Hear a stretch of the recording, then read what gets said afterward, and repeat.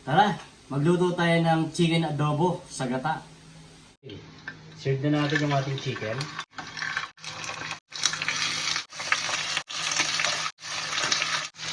Ito ang ating lutuin.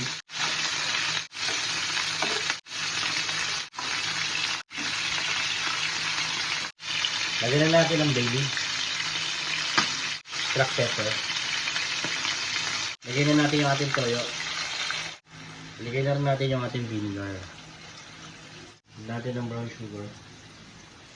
Nilagay na natin yung ating mga ingredients. Patutuyuan lang po natin yung ating chicken.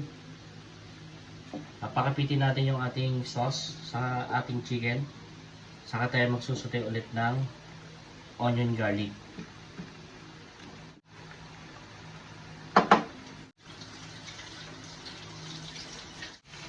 Yan.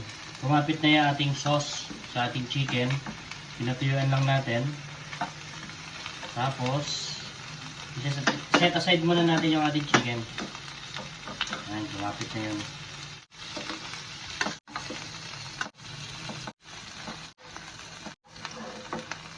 Maglagay na tayo ng oil sa ating pan. Patayin na natin yung ating onion garlic. Ilagay na natin yung ating siling green at siling pula. Ilagay na natin yung ating manok na pinatuyuan.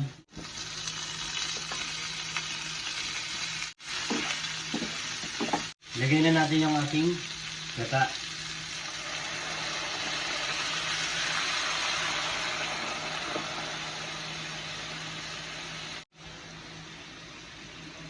Ilagay na natin yung ating chicken cubes.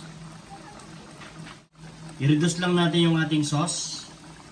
Hinaan lang natin yung ating apoy. At i-simmer lang natin siya ng mga 20 minutes. Tingnan natin yung ating sauce, yung consistency ng ating sauce kung okay na. Yan. Luto na yung ating adobo sa gata.